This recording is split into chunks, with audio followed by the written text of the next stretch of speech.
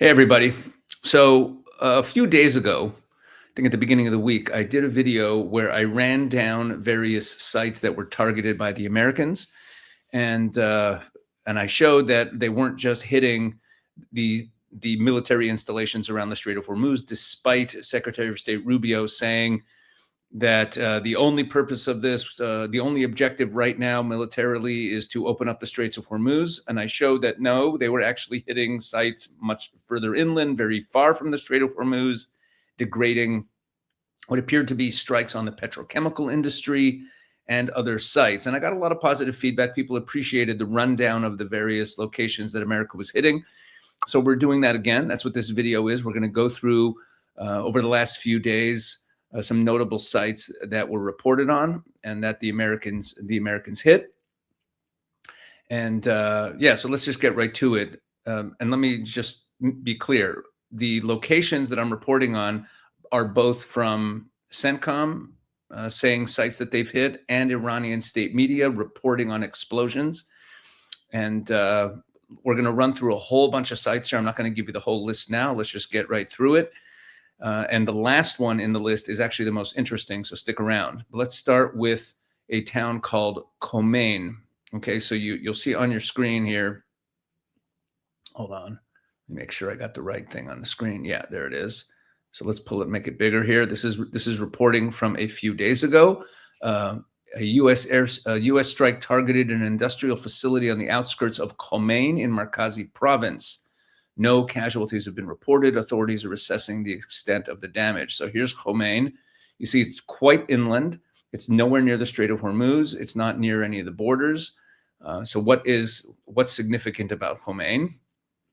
So if the name Khomein sounds familiar, it should, because it's the birthplace of Ayatollah Khomeini, Ayatollah Ruhollah Khomeini, the founder of the Islamic Republic. So there's symbolic weight there, but that's not why the Americans hit it. There's a known ballistic missile site at Khomein, and satellite imagery during the ceasefire actually caught Iran recovering buried missile launchers at a base there. Iran launched missiles at U.S. bases from Khomein a little more than a week ago on July 13th. What was that, 10 days ago? And the latest strike hit an industrial facility on the outskirts of Khomein. Iranian state media, as we see here, says there was no casualties. Okay, so that's that one. Let's hit the next one now. The next one we're going to look at is Shiraz. Okay, so there you go. Buried missile launchers at Khomein. The next one is a place called Shiraz. Now, where is Shiraz? Let's pull it up.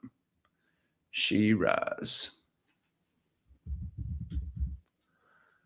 And we've discussed Shiraz before. Let's see where it's located. Shiraz is here. Okay, so here's the Strait of Hormuz. It's not connected to opening the Strait of Hormuz. That is clear. So what's at Shiraz? So at Shiraz, we have this. Airstrike reported, and this is from a few days ago, airstrike reported in northwestern Shiraz. Explosion heard near Siron complex. Okay. So back in March, the U.S. struck Shahid Dastgeb International Airport, which doubles as a military air base, and it destroyed two C-130s, two Su-22s. These are airplanes, big airplanes. And this time, the blast was reported near the Shiraz Electronic Industries Complex. This is also known as Siron, which is a subsidiary of the state-owned Ministry of Defense-linked Iran Electronics Industries. Now, what do these guys do? This is a really important company. Let's take a look at what it says here. Well, it doesn't actually, I'm sorry, this is not where it explains here. Here we go. Shiraz Electronics Industries. So in this site, this is Iran Watch tracking Iran's unconventional weapons capabilities. And we're not going to read this whole piece. I'll just tell you what it says. They make radars, missile guidance systems, avionics, naval electronics, all for the Iranian military. It's been under U.S. sanctions since 2016. So this is obviously a military target. And separately, and I want to keep this distinct, an earlier strike elsewhere in Shiraz hit an emergency medical base that reportedly killed 20 people. That's a different site. That's a different story. So let's not conflate the two. This was clearly an attack on this company that makes radars, missile guidance systems, all of that. So it was hitting the missile defense and the air defense industry of Iran. That's pretty clear. Okay, let's go to the next site. Let's see what we got here. So here we have a news story, and this is from today. So now we're moving closer in time. These first couple strikes were over the last couple of days. This is now from today. And it says here, U.S. military launches new wave of airstrikes across Iran. In the Khuzestan province, provincial security officials confirm missile strikes near the cities of Ahvaz and Andimeshk. Additionally, residents in Bandar Mashar reported hearing multiple loud explosions along the city's outskirts around 12:42 local time. Furthermore, the deputy governor for security and law enforcement in Khuzestan reported a U.S. missile strike near the passenger terminal at the Shalamcheh border crossing, targeting an Iranian police rest facility, according to Iraqi media sources. So let's look up where this is. So let's start with Andimeshk. Okay, Andimeshk. Let's type it in. Andimeshk. Andimeshk. Here we go. Let's see where it's located. Interesting. All the way over on the west, near the Iraqi border, Andimeshk. Okay, that's Andimeshk.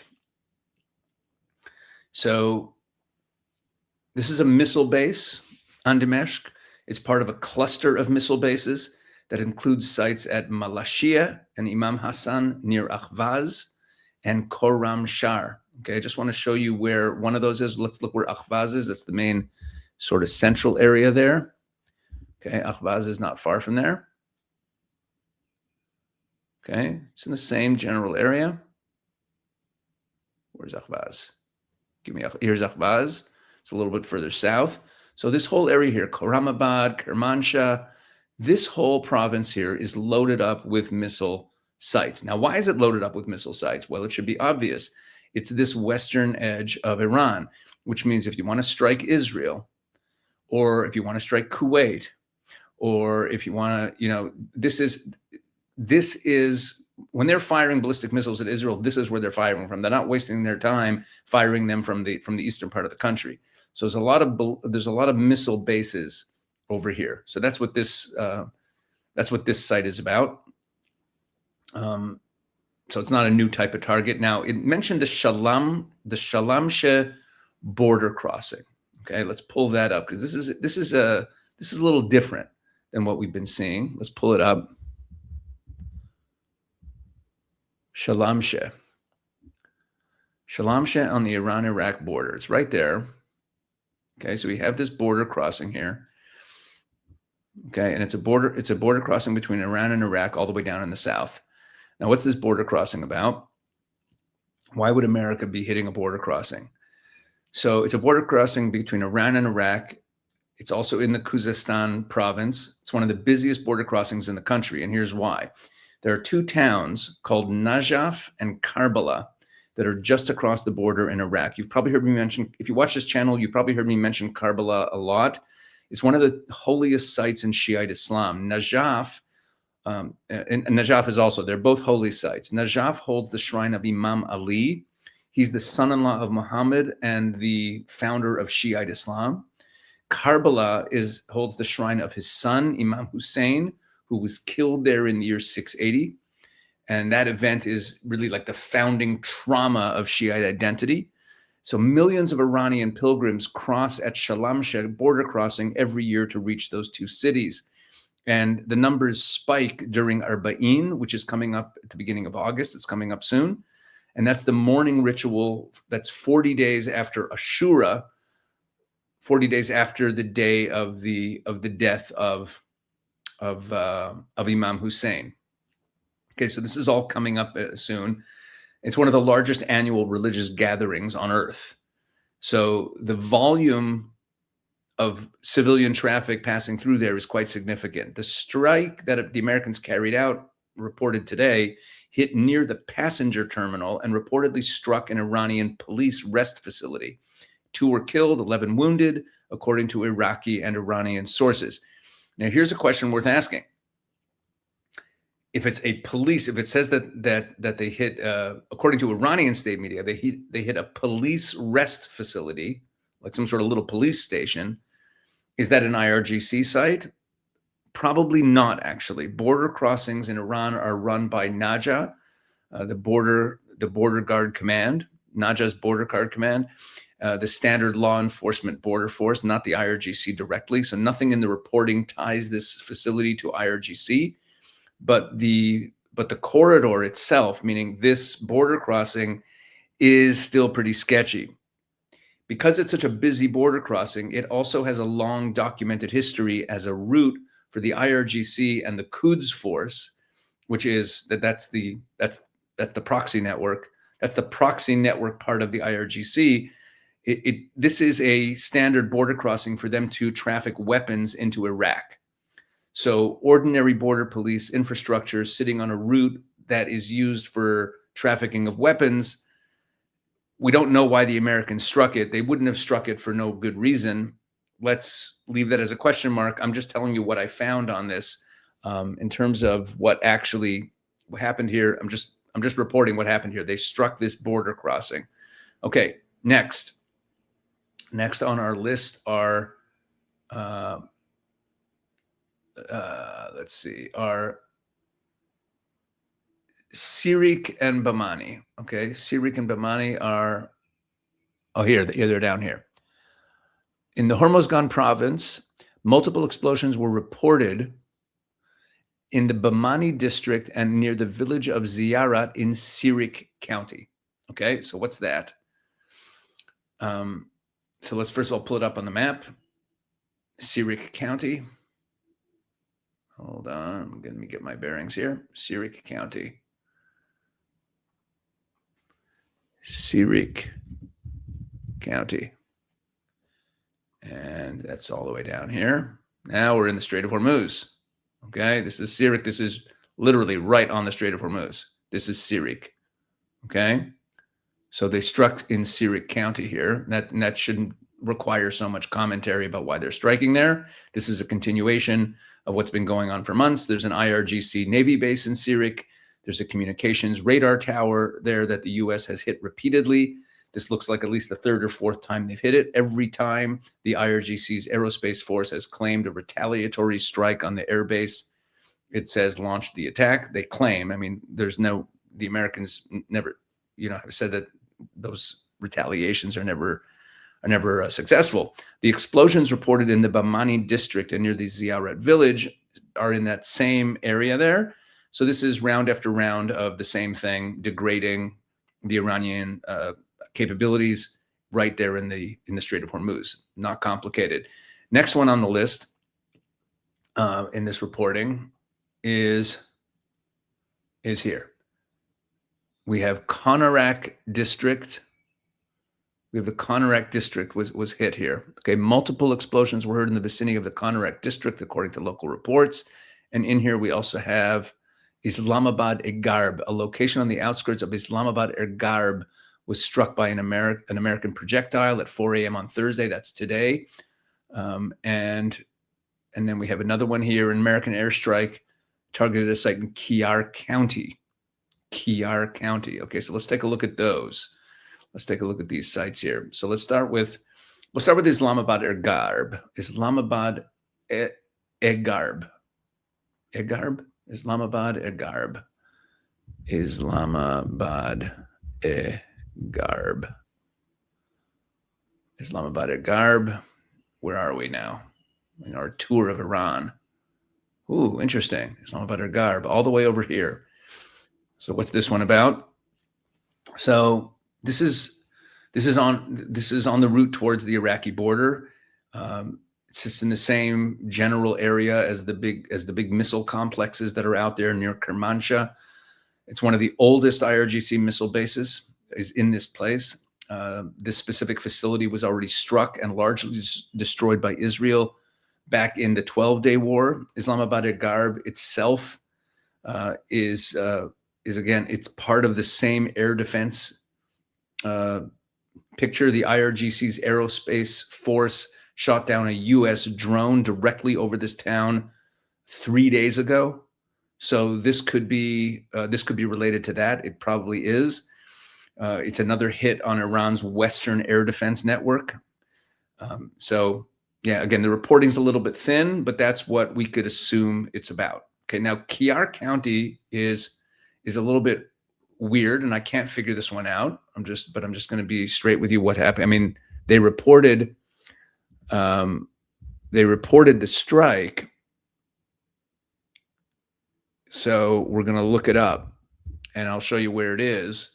But it's a little bit, I couldn't find any information. It's right smack there. It's actually not far from Khomein that we were talking about earlier. It's really in the center of the country, a little bit to the west, and couldn't find anything on it really.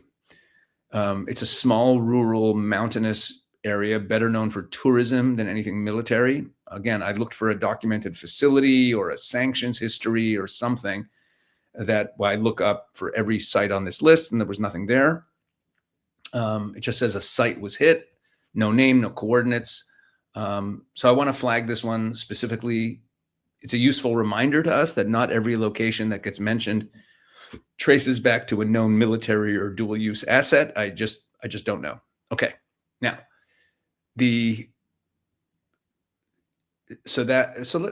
look, the most important site that I want to discuss today is this next one here. It's this one. This was from yesterday. U.S. attacks Iran's Larak Island in the Strait of Hormuz. And this is interesting. Larak Island. Larak Island is this teeny little island right smack in the Strait of Hormuz. Right there. This guy. That is Larak Island. Okay? Like literally at the narrowest point of the Strait of Hormuz, you just got this little island there. Larak Island. So what was this? So it's a small island. It's become one of the most important strategic spots in this war. The IRGC Navy runs a base out of the harbor at Larak village.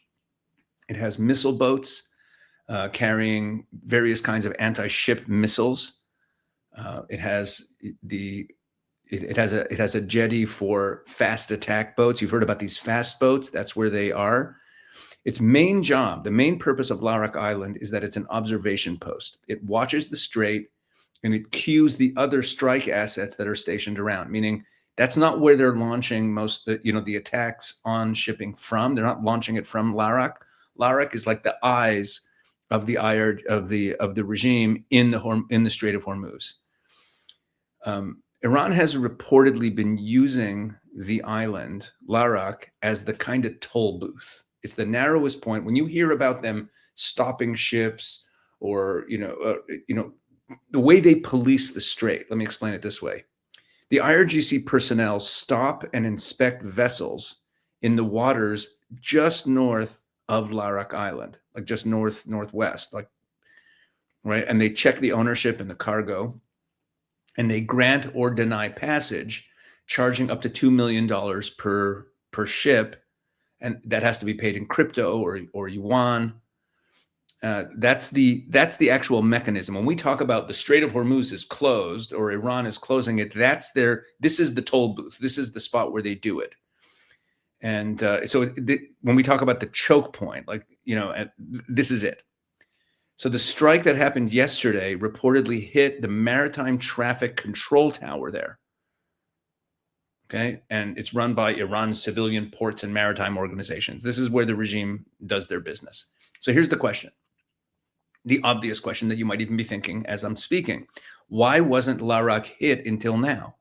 It seems that it would be one of the first sites hit, right? This is where, if you want to open up the Straits of Hormuz, and this is the spot where they do all that business. So there's no official answer. No one's talking about these things. The Americans don't even usually talk about the sites they hit. So this is my own read. This is not a quote from CENTCOM. The war started back at the end of February. Karg Island, which you've heard a lot about, Iran's actual oil export lifeline, which is much further in. That got hit. It's further up in the Persian Gulf. It got hit. Right, like Karg is like, Karg's over here. Anyway, yeah, Karg's up here somewhere. Whatever. Larak, which is down here, why did it only get hit now? So Karg Island was hit almost immediately in March, but the U.S. didn't hit the oil and gas infrastructure. It only hit the military installations there. Then there was the big ceasefire, and then the Americans imposed a blockade in April. The blockade gets lifted in June when the MOU was signed. Then the deal collapses, and then the IRGC goes back to harassing shipping. The U.S. reimposes the blockade, right? And that brings us to where we are kind of now, right? Around July 13th, 14th, that's when they start attacking again. The Americans, July 12th, whenever they started striking again. So that's when Larak now is, the whole toll scheme became the headline story. That was where, they're not opening the straits and we have to start attacking again. So the pattern reads like this. The current campaign spent the first week or two working through the broader network, the big IRGC naval bases, the coastal radar and missile sites, the petrochemical zones, the big ticket items. That's what they've been hitting until now, mainly degrading military installations, right? Again, missile sites, radar. Larak isn't a big base in that sense. It's not really a military installation. It's an island with a harbor and a control tower. It only became a priority target once the toll scheme was the thing strangling shipping and driving the headlines. So it's right at the seam between a civilian port authority and it's a little vague. It's sort of a civilian port authority, but it's also an IRGC operation. And maybe that's why the Americans hadn't targeted it yet, that they were more concerned with targeting the actual sites where the drones and the missiles were being launched from, and they were leaving this one because it's not a threat per se. That's just my take. It's a little bit, I'm not sure why they waited. I'm just conjecturing. So that's the rundown. I went through, I think, 7 or 8 sites here. We have the symbolic birthplace of Khomein, maybe, but it's really a missile site. We have the border crossing, which is also it's a civilian border crossing for pilgrims, but it's also where a lot of weapons pass through. We have that one place that I couldn't really figure out, this rural county, and then we have this island that is literally where Iran runs the blockade from, in addition to some other military sites in the straits. One caveat, same as always. This is, as I said at the beginning, this is all coming largely through Iranian state and state-linked media, so that's where the information is coming from, and there you go. That's where the Americans have been hitting lately. I hope this was illuminating. Let me just sum this up, this way. Like I said the other day, when we first started talking about this stuff, these military strikes are not only about opening up the Strait of Hormuz. We can see that the Americans are degrading all of the military capabilities. That strike in Shiraz on that facility that makes radar and other components of missiles, that was significant. You see that. So, and again, that's nowhere near the Strait of Hormuz. So there you go. And on it goes. Iran keeps getting degraded. And I'm going to, I need to also say, I'm not sure that all of these strikes are accomplishing the goal that they're meant to accomplish. Trump says that he wants to get the straits open. He wants to make sure they don't have a nuclear weapon. And I've been saying this over and over again now, and it's what I wrote about in the Jerusalem Post this week.